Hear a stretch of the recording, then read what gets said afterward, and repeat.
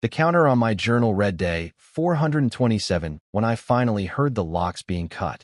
427 days underground. 427 days of concrete walls and a single bare bulb, and the sound of my children's voices filtering down through a 6-inch vent in the ceiling above my head. 427 days of being dead to the world while being very much alive beneath it. My name is Diana Okafor. I am 36 years old. I have a master's degree in education and a scar on my left hand from an untreated infection and 2 children who wished for me on birthday candles while I pressed my palms against the ceiling above them and whispered that I was there. This is my story, and I am still here to tell it. I grew up in Brooklyn, New York, in a household held together by discipline, prayer, and the particular kind of love that immigrant parents carry across oceans for their children. My father, Emmanuel, worked double shifts as a hospital orderly for 11 years to pay for my education. He came home every morning smelling of antiseptic and exhaustion, and he still checked my homework before he slept. My mother, Grace, cleaned houses 6 days a week and sent me to school every morning with a pressed uniform and a packed lunch and the same words, delivered with the same certainty every single day. You are going to be somebody. I believed her. Because when Grace Okafor told you something, the universe tended to agree. I graduated from Howard University. I earned my master's degree in education from Columbia. I built a career as a school administrator in Richmond, Virginia, where I worked with students who reminded me of myself at 8 years old. Kids who needed someone to look them in the eye and mean it when they said you matter. I was good at my job. I was known as the kind of administrator who stayed late, who remembered every student's name, who cried at graduations because she genuinely could not help it. I had 2 children. Amara, who was 6 years old when my world collapsed and wanted to be a veterinarian and had a laugh that sounded like something being poured. And Marcus Jr., MJ, who was 8 and missing his front tooth and deeply, unreasonably proud of this fact. I had my grandmother's land. When my grandmother Adiz passed away, she left me something remarkable for a working-class family, a property in rural Virginia, appraised at just under $1.2 million. Land that had been in our family for 4 generations. Land that had been bought by my great-great-grandfather in 1923 when he was 22 years old and the world was still trying to convince him he was worth nothing. That land was the most important thing I owned. Not because of its value, though the value was significant, but because it represented something that could not be argued with, could not be diminished, could not be taken away by someone's opinion of what I deserved. I would learn that I was wrong about that last part. But that lesson came later. It came with Richard. Richard Calloway came from a different world entirely. The Calloway family had been prominent in Virginia for 3 generations. Real estate, local politics, community foundations with their name carved into the sides of buildings. The kind of family that got tables at restaurants without reservations and never seemed to accumulate parking tickets. The kind of family where power was so thoroughly woven into the fabric of daily life that they had ceased to notice it, the way fish don't notice water. I met Richard at a charity fundraiser in the spring of 2015. He was charming in the way of men who have been charming their entire lives. Effortlessly, instinctively, with the practiced ease of someone who has never had to work very hard for anything. He was tall, handsome in an expensive way, and he pursued me with a relentlessness that I initially found flattering. My friends found him almost too perfect. My colleagues raised eyebrows. My father shook his hand at our first meeting and told me later, with the directness that was his particular gift, I felt nothing warm in that handshake, Diana. Nothing warm at all. I told him he was being overprotective. I told my mother that Richard was different from what she imagined. That not every white man who pursued a black woman had ulterior motives. That love was love. My mother listened to everything I said with the careful attention she gave all things. Then she asked me one question. Does he make you feel safe? Or does he make you feel chosen? I didn't understand the difference then. I understand it now with every cell in my body. We married in the summer of 2016. I moved into the Calloway family estate in Henrico County, Virginia, a sprawling colonial property with 6 bedrooms, a man-made lake on the grounds, and a basement that I walked past every day for 3 years without fully understanding what it would one day mean to me. I brought my children into that house. I brought my grandmother's land deed. I brought my whole heart, which is what you do when you believe in someone, and I believed in Richard Calloway with the particular intensity of a woman who had worked hard for everything she had and assumed that everyone around her operated the same way. I was wrong, but I didn't know that yet. The abuse did not begin with fists. It never does. It began with doors. Within the first 3 months of living at the Calloway estate, I noticed that certain rooms were locked without explanation. That certain conversations stopped when I entered them. That Richard's mother, Margaret Calloway, 71 years old, silver-haired, pearl-wearing, and possessed of a coldness so complete it could lower the temperature of a room, watched me with an expression I could not quite name. Not hostility exactly. Something more calculated than that. Something that reminded me of the way you might look at a piece on a chessboard that you were deciding whether to sacrifice or deploy. Margaret had been the matriarch of this family for 40 years. She had outlasted one husband, 2 of Richard's previous relationships, and several business partners who had made the mistake of underestimating her. She was the kind of woman who used the word standards as a weapon and smiled while she did it. She never openly insulted me. She was far too strategic for that. What she did instead was make me feel, in 1,000 small and deniable ways, that I was a guest in a house where I was also somehow responsible for everything that went wrong. A meal that Richard didn't like was traced back to my influence. A decision at the children's school that Richard disagreed with was attributed to my background. The implication, never stated but always present, was that I had come from somewhere lesser and was now living in consequence of that fact. And Richard, who I had believed was different, who I had believed would protect me from exactly this, did nothing. Worse than nothing. He began to agree with her. Quietly at first, in private, then openly, in front of others. The isolation came next. Richard began monitoring my phone within the first year of our marriage, limiting my contact with my family in Brooklyn, suggesting, with that specific gentleness that is more dangerous than shouting because it sounds so reasonable, that my friends were inappropriate influences, that my parents were too involved in our marriage, that I needed to invest fully in my new family if I expected this marriage to work. I lost my friends one by one, the way you lose daylight in winter, so gradually that by the time you notice it's dark, you can no longer remember exactly when the light was there. I stopped calling Kimmy, my closest friend from college, because Richard would ask who I'd spoken to and for how long and what we'd discussed, and the interrogation was more exhausting than the isolation. I stopped visiting my parents as often because each visit resulted in a week of cold punishment. Not shouting, not hitting, just the careful withdrawal of warmth that made me feel I was living in a house where the heat had been turned off. I started apologizing for things I hadn't done wrong. I started second-guessing memories I was certain of. I started believing that my perceptions were unreliable, that I was too sensitive, that I was lucky to have Richard, who was patient with my sensitivity, who loved me despite my flaws, who had chosen me when his family had advised against it. He reminded me of this regularly. The fact that his family had advised against it. The fact that he had chosen me anyway. As if I were something that required justification. As if my presence in his life were a charitable act he performed daily.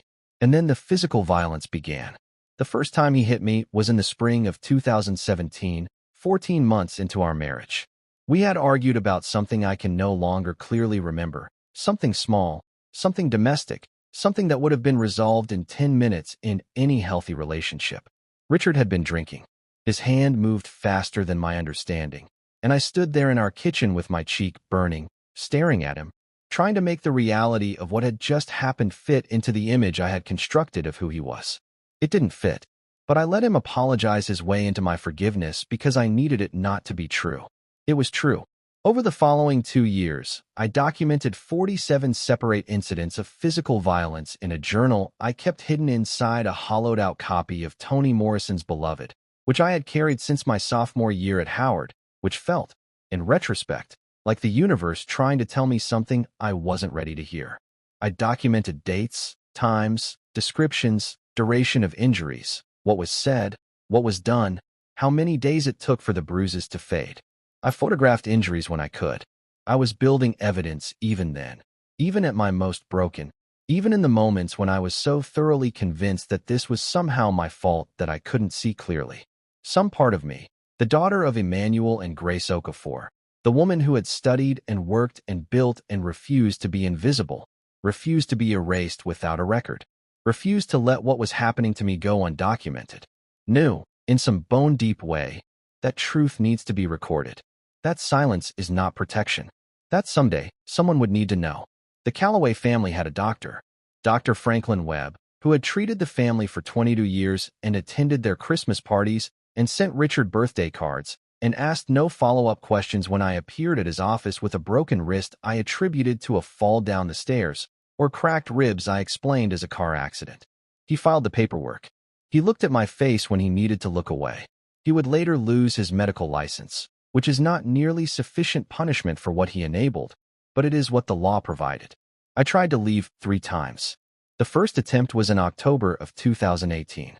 I packed bags for myself and the children while Richard was traveling for work. I called my sister in Brooklyn. I was 40 minutes from the highway when Richard's brother Thomas pulled up at the gas station where I had stopped. I had told no one I was leaving.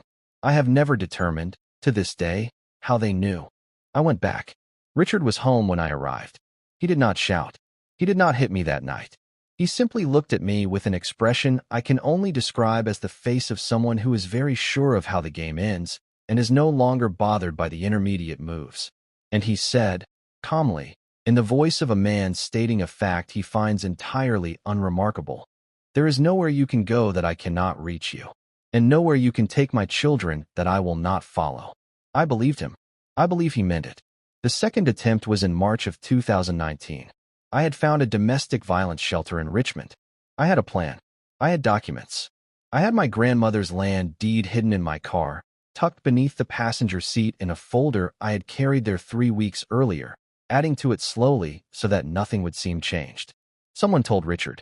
I never learned who. When I went to the car to retrieve the deed folder, it was gone.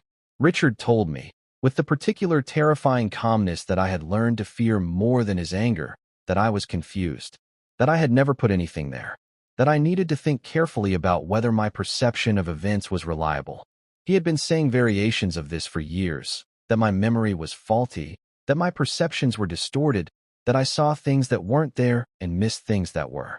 He said it so consistently, so gently, so with apparent concern for my well-being, that I had spent 2 years genuinely uncertain whether he was right. He was not right. He was a liar who had found a more efficient weapon than his fists. The third attempt was September of 2019, and it was the one that sealed my fate. I called the police. I sat in the kitchen of the Calloway estate with my phone in my hand, and I dialed 911, and I told the operator that my husband had been abusing me for 2 years, and that I needed help, and that I was afraid. The officer who responded was Deputy Thomas Briggs, a 22-year veteran of the County Sheriff's Department who had, over those 22 years, attended 17 Calloway family fundraising events, whose son had received a Calloway Foundation scholarship, who shook Richard's hand at the door and took his statement and noted in his report that I appeared emotional and confused and recommended couples counseling. Deputy Briggs left. Richard watched his car go from the front porch, and then he turned and looked at me, and he smiled. It was the smile of a man who has just confirmed a hypothesis he had been testing and found the results satisfactory. That was the last thing I saw as a free woman for 14 months. What came next required planning, coordination, multiple people working in deliberate concert toward a single, monstrous goal. Federal investigators would later determine, through recovered emails, financial records, and the testimony of witnesses, that Richard, his mother Margaret, his brother Thomas, and Dr. Franklin Webb had been planning what they referred to in written communications that would eventually be entered into evidence as the arrangement for at least 4 months before it was executed. The plan had 4 components. First, the staging of my death. Second, the legal transfer of my grandmother's land using documents I would be coerced into signing. Third, the management of my children, who would be told I had died in a drowning accident at the estate's lake. Fourth, my containment, my continued existence, kept secret, kept underground, kept alive only because my signature would be needed on additional financial documents in the months ahead. They needed me alive, just not free. On the night of November 14th, 2019, Richard came to me and said he needed to talk. He was calm, more calm than I had seen him in months. He suggested we walk to the lake, the man-made lake his grandfather had built on the property in the 1960s, surrounded by trees, away from the house. I went with him because he said he was ready to let me go. He said he had been thinking, that he understood I was unhappy, that he had spoken to his lawyers and they had drawn up separation papers, that he was willing to give me a clean break. I felt, in that moment, a relief so overwhelming that it physically weakened my knees. I had been in that house for 3 years. I had been afraid for 2. I had been trying to escape for 1. And here was the exit, offered without a fight, standing beside a lake in the November dark with papers in his hand and a pen extended toward me. I took the pen. I signed the documents he held out, one by one, in the beam of a flashlight. He turned pages, indicated lines, told me what each document was. I signed without reading carefully because I was trembling with relief and the dark made reading difficult, and I trusted. Even then, even after everything, I trusted the story he was telling me. I would later learn that among the documents I signed was a transfer of my grandmother's land to a Callaway family LLC, that I had also signed what appeared to be a financial power of attorney, that the separation papers were largely blank and legally meaningless. I was still processing this when he said, "Look at the water." I looked at the water, and then everything went dark. I do not know exactly what he used. The medical examination after my rescue determined that I had been sedated, a fast-acting drug consistent with what would be available to someone with access to a cooperative physician. I was unconscious before I fell. I know this because I have no memory of falling. I woke up in the basement. The room measured 12 feet by 14 feet. I know this because I measured it. 14 steps from wall to wall in one direction, 12 in the other. I walked those steps every day, back and forth, for 427 days. Not because I needed the exercise, though I did, but because movement was evidence that I was still alive and that I intended to remain so. The floor was concrete. The walls were concrete.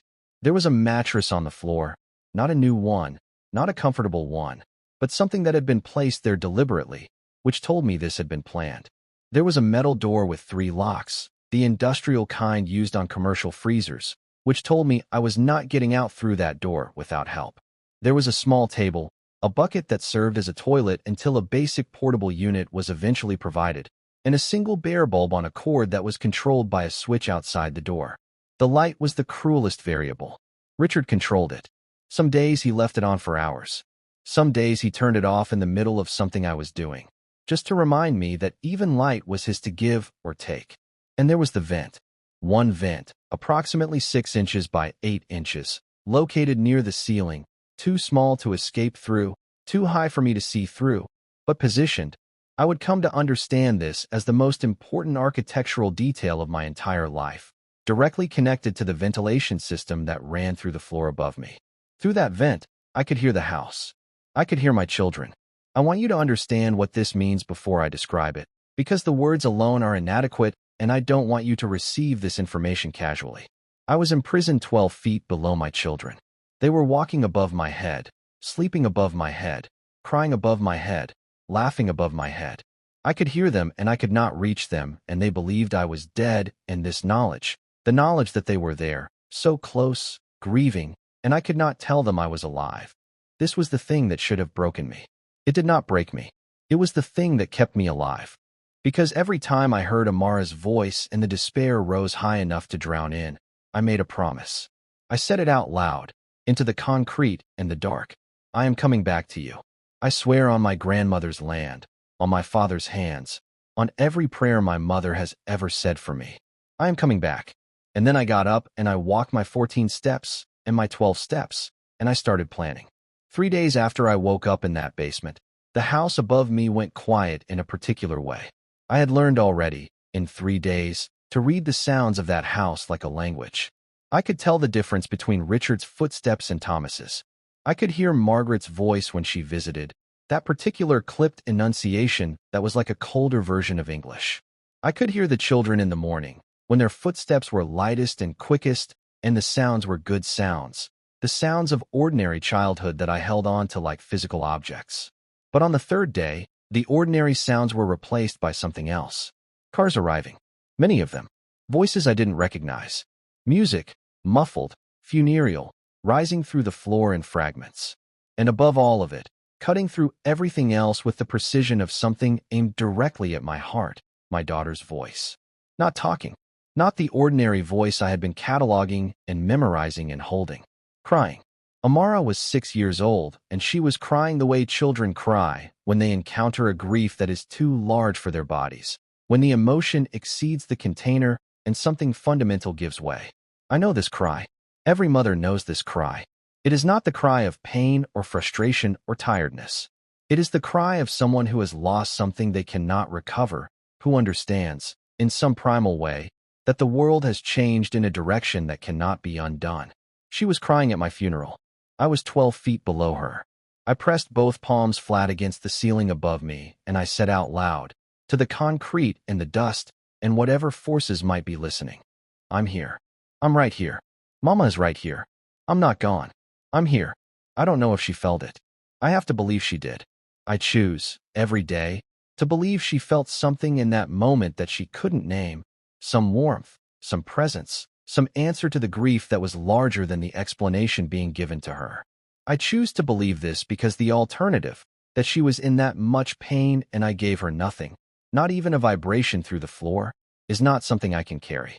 That night, I found the pencil I had been given with the first week's food tray, blunt, half-used, barely adequate, and I opened my journal and I wrote. I heard Amara crying today. At my funeral. I pressed my hands against the ceiling and I whispered to her. I don't know if God let her feel it. I have to believe he did. I have to believe she felt something. Because if she didn't, I don't know how I keep going. But I will keep going. For her. For MJ. I will keep going. And then I closed the journal, and I lay on the mattress, and I stared at the ceiling, and I made a list in my head of every reason I had to survive. The list was long. It started and ended with my children's names. Richard brought food once a day. Always personally. He would not let the household staff near that wing of the basement. He slid trays through a small opening at the bottom of the door. He never spoke. In the early weeks, I spoke to him. I begged. I reasoned. I made arguments. I told him this was not too late to stop, that if he released me now the consequences would be far less than if this continued. He slid the tray through and left without responding. I stopped speaking to him after the second month. Silence was more dignified than begging, and I needed my dignity. I needed something that was entirely mine and uncontaminated by what he was doing to me. Dignity was what I had. I wrote everything in the journal. I wrote dates and times and what I heard through the vent and what I observed about the food trays and the patterns of light and sound. I wrote memories, everything I could remember about my children's lives, about my parents, about my grandmother's land, about every student I had ever taught. I wrote it down because I was afraid of forgetting, and I was afraid that forgetting would mean some version of dying that had nothing to do with my body. When the journal pages ran out, I wrote on the walls. I had a pencil for the first 4 months, then a pen that was left on a food tray, deliberately or accidentally, I was never certain. I wrote on the concrete in the smallest handwriting I could manage. Dates, names, memories, calculations, how many days had passed, how many days until what I calculated might be a significant date, how many steps I had taken. The Lord's Prayer in English, then in Igbo, the way my grandmother had taught me. Lines from books I had loved.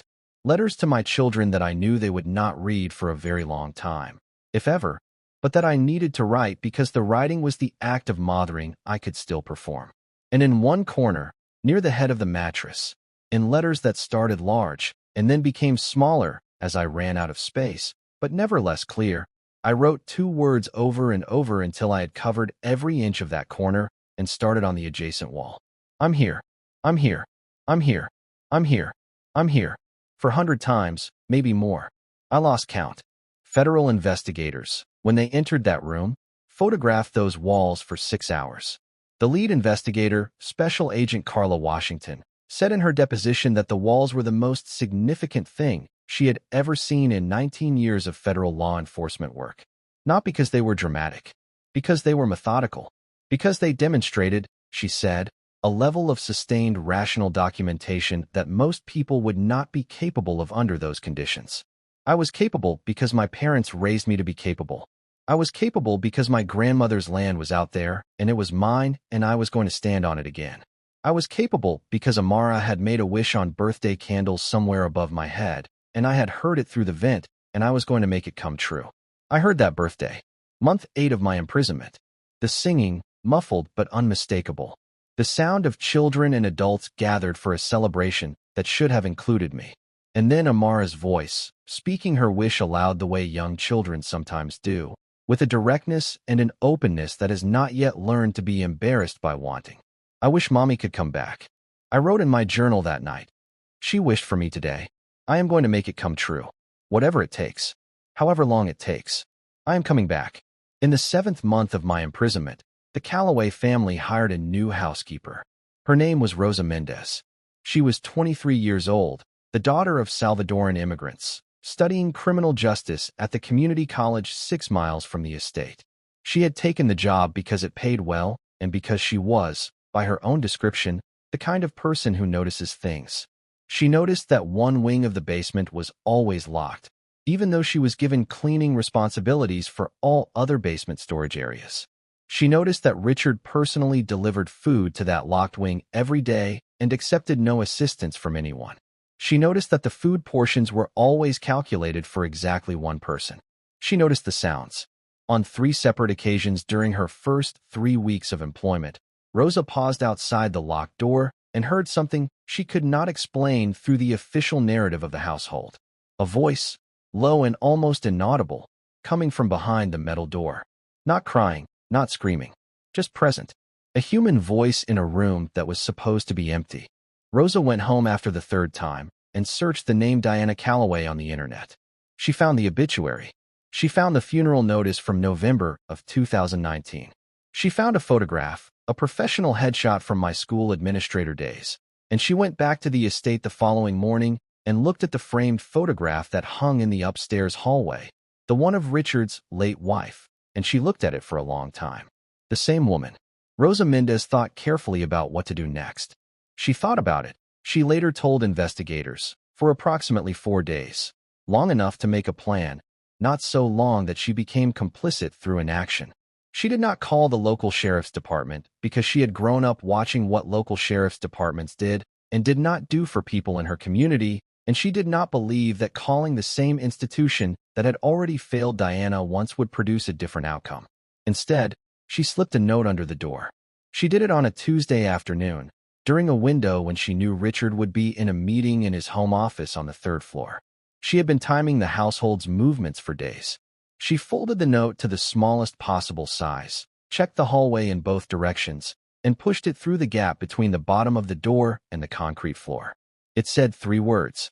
Are you alive? I found the note on the floor. I had not been expecting it. I had not allowed myself to hope for something like this because hope that is not built on evidence is a form of torture when it fails.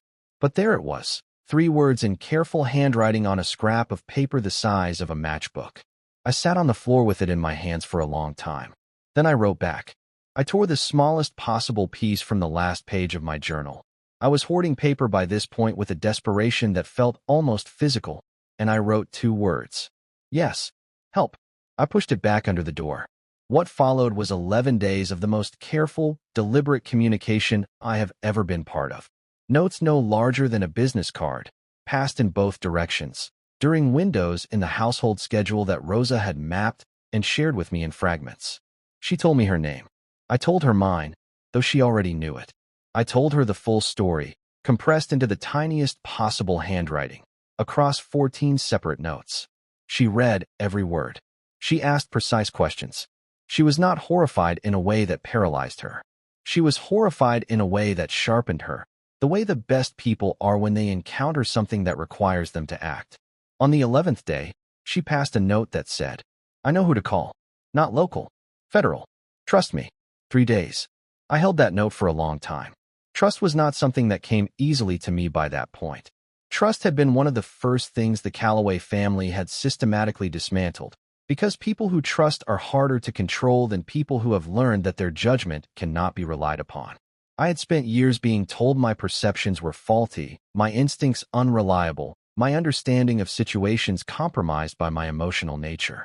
But there was something in Rosa's notes, a precision, a steadiness, an absence of the particular kind of elaborate kindness that conceals manipulation, that reached through 14 months of enforced distrust and found something in me that was still intact. I wrote back 1 word. Okay. Rosa Mendez did not call the Henrico County Sheriff's Department. She called the FBI field office in Richmond, Virginia, and she asked specifically for the unit that handled violent crimes against women. She gave her full name.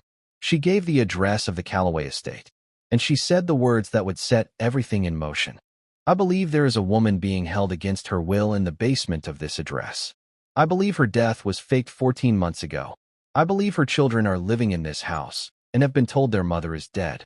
And I believe the family has connections to local law enforcement that have protected them until now.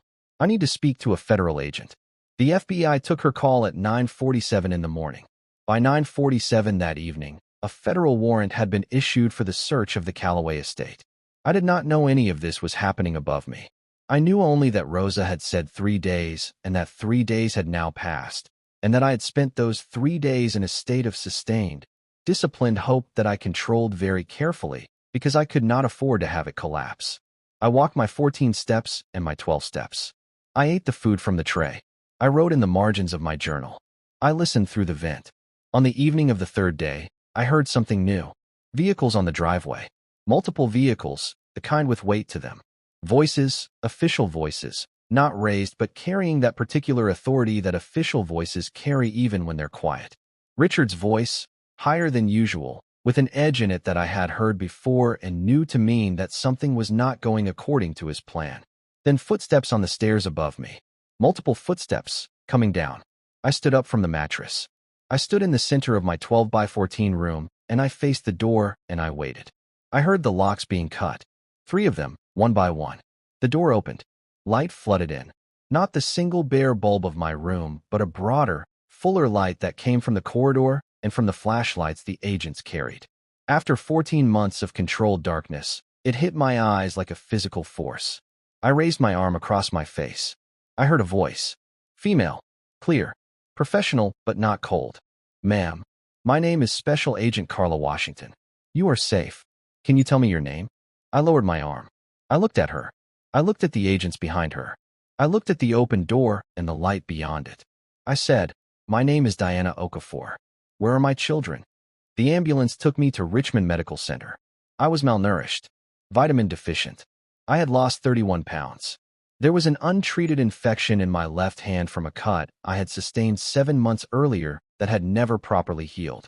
My eyes required several days to adjust to normal light levels. I had been underground for 14 months, and my body had adapted in ways that took months to reverse. They wanted to carry me out on a stretcher. I walked. I want to be clear about this not because it was dramatic, but because it was a choice. I had spent 427 days having choices taken from me. The choice to walk out of that basement on my own feet, under my own power, was the first choice I had made freely in over a year. I made it deliberately, and I would make it again. My parents arrived from Brooklyn within hours of my rescue. My father, Emmanuel, who had spent 14 months grieving a daughter he believed was in the ground, walked into my hospital room and could not speak. He stood in the doorway and looked at me for a long time, and the expression on his face was something I do not have adequate words for.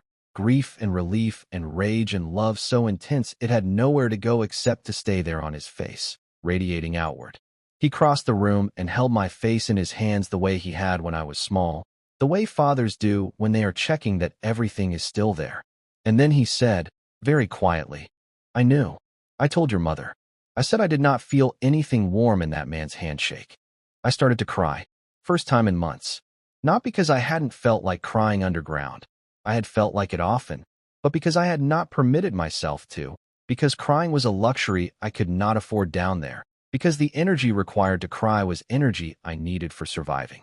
Up here, in the light, with my father's hands on my face, I let myself cry. My mother arrived 20 minutes behind him, breathless from the drive, and she came to my bedside and took my hand and said the words she had said every morning of my childhood and has said every morning since. You are somebody, Diana. I told you. You are somebody.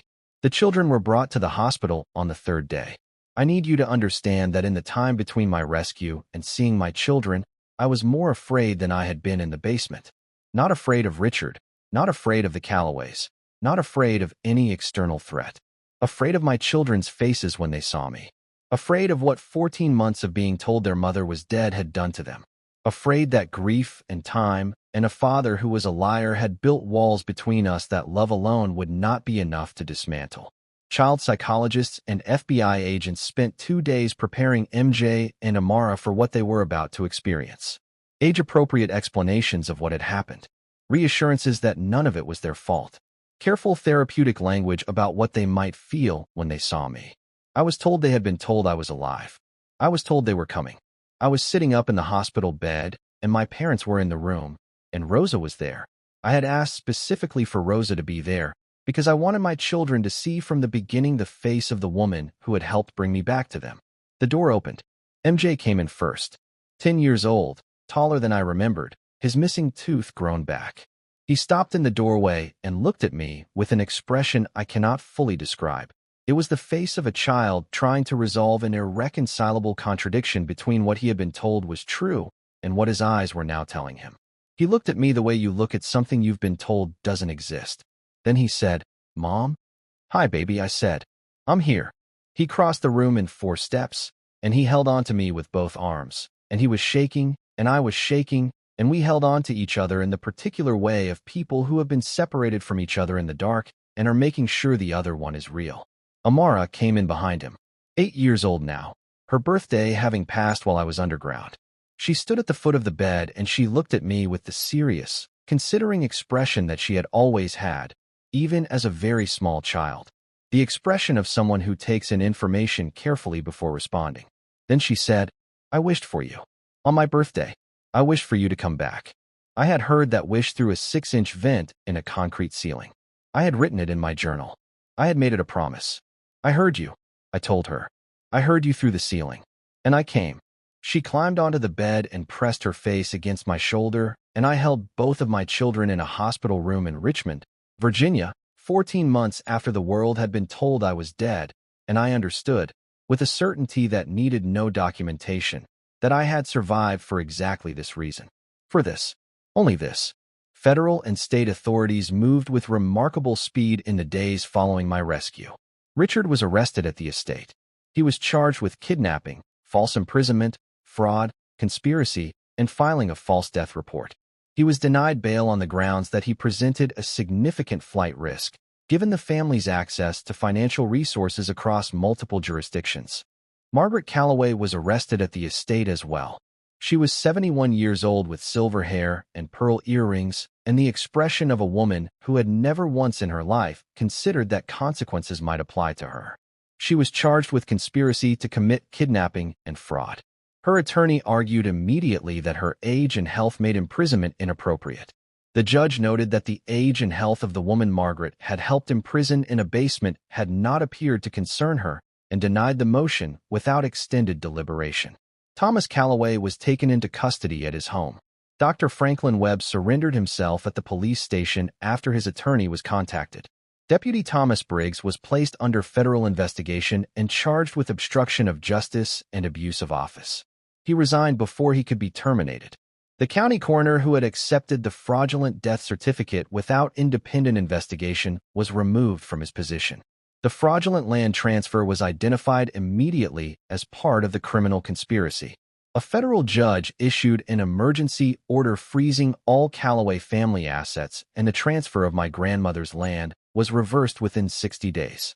The trial began 8 months after my rescue. I testified for 2 full days. I brought my journal. I brought photographs of the basement walls, covered floor to ceiling in my handwriting, dates and names and memories and prayers, and 400 repetitions of 2 words in the corner near where my head had rested for 14 months.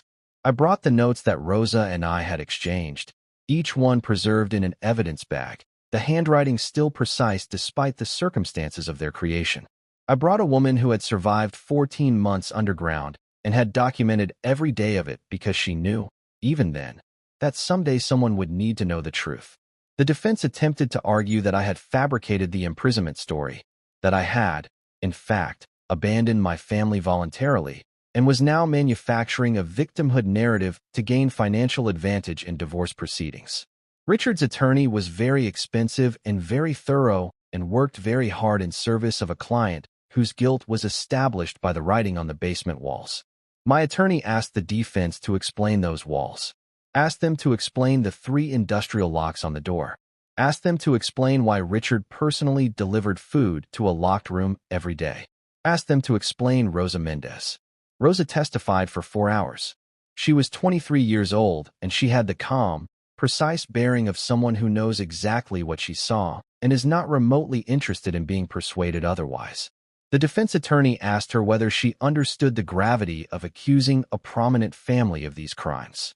Rosa looked at him, and this is from the trial transcript, her exact words, and said, "I understand that a woman was locked in a basement for over a year and her children thought she was dead. That is what I understand. And I would do exactly the same thing again." The jury deliberated for 4 hours. Richard Calloway was found guilty on all counts. He was sentenced to 35 years in federal prison. He will be eligible for parole at the age of 79, at which point he will be invited to explain to a parole board whether he has reflected sufficiently on what he did. Margaret Calloway received 12 years. Thomas received 8. Dr. Franklin Webb received 7 and the permanent revocation of his medical license. Deputy Briggs received 3 years and a permanent ban from law enforcement. The county coroner received a suspended sentence and was ordered to pay civil damages. My civil suit against the Calloway family was settled for $4.7 million. I stood on the courthouse steps after the verdict was read. My parents were beside me. Rosa was beside me. My children were holding my hands. MJ on the left, Amara on the right, their fingers wrapped around mine with the particular firmness of children who have lost something and found it again and intend not to let go. A reporter asked me what I wanted people to know. I thought about it for a moment. About the right answer, the quotable answer, the answer that would translate well into a headline. Then I said what was true. I want people to know that I never stopped counting the days. Every single one. I want them to know that if you are in a home that is hurting you, and you think there is no way out, there is always a Rosa. There is always someone who notices. You just have to hold on long enough for them to find you. I took my maiden name back the day the divorce was finalized. Diana Okafor. The name my parents gave me. The name my grandmother knew me by. The name that was mine before anyone tried to overwrite it. I moved to a modest house in Richmond. Not the Calloway estate. Nothing like the Calloway estate. Human-sized. With a porch where I could sit in the mornings and drink coffee and watch the neighborhood and feel the particular sweetness of ordinary life that you only fully understand after it has been taken from you. I returned to education. I am now a school counselor, specifically trained in trauma-informed care. I work with children who come from difficult homes. My colleagues say I have an ability to recognize when a child is carrying something too heavy that I always seem to know. They ask me how. I tell them. I listen carefully, even to the things people cannot say out loud. MJ is 11 now. He wants to be a lawyer. He has told me specifically that he wants to prosecute people who hurt families and believes this is a reasonable career ambition, and I agree with him entirely.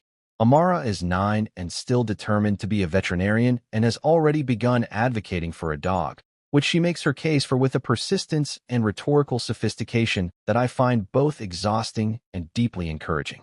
Both children are in therapy. I have described this to them not as a consequence of damage but as evidence of wisdom. That we are people who understand healing requires work and are not ashamed to do it. They have accepted this framing with a grace that makes me proud of them every single day. Rosa Mendez completed her criminal justice degree. She is now a victims advocate working with a federal domestic violence task force in Virginia. We speak regularly. She came to Amara's last birthday party. She will come to every birthday party from now on, because she is the reason there are more birthday parties to come. My parents moved from Brooklyn to Richmond after the trial. My father said he would never live more than 10 minutes from me again, and he has maintained this with absolute consistency. My mother says she knew I was alive the whole time. She says a mother knows. When people ask her how she survived 14 months believing her daughter was dead, she says, "I did not survive it. I refused it. I told God every morning that it was not true, and every morning He let me keep telling Him." I believe her. My grandmother's land was returned to me fully. I have not sold it. I go there sometimes, drive out to the property in rural Virginia and park and walk out into the middle of it, and just stand there, feeling the ground under my feet. My grandmother told me this land would protect us. I think what she meant was that it was worth protecting ourselves for, that it gave us something to fight toward, that some things belong to you in a way that runs deeper than legal documents. deeper than what anyone can take by force or fraud, that the ownership is in the blood and the bone and cannot be fully severed no matter what papers are signed in the dark beside a lake. She was right. She was always right. If you are reading this and you recognize something in it, not the specifics, maybe, but the shape of it, the isolation, the second-guessing, the locked doors and the controlled light and the slow, methodical dismantling of your certainty about your own perceptions, the failed escapes, the system that looked away. If you recognize any of that, you are not crazy. You are not too sensitive. You are not lucky to have them. What is happening to you is real. Your perception of it is accurate. And there is a way out, even when it is not visible, even when they have done everything in their power to make you believe there isn't. I was in a concrete room 12 feet by 14 feet for 427 days. There was a way out. I am living in it. The National Domestic Violence Hotline is available 24 hours a day, 7 days a week. Call 1-800-799-7233. Text START to 88788. Online, thehotline.org. You do not have to wait until it is as bad as it can get. You are allowed to leave before it gets worse. You are allowed to be believed. You are allowed to be here. I promise you, there is always a Rosa. Hold on long enough for her to find you. My name is Diana Okafor. I was underground for 14 months. My children know their mother. I am still here.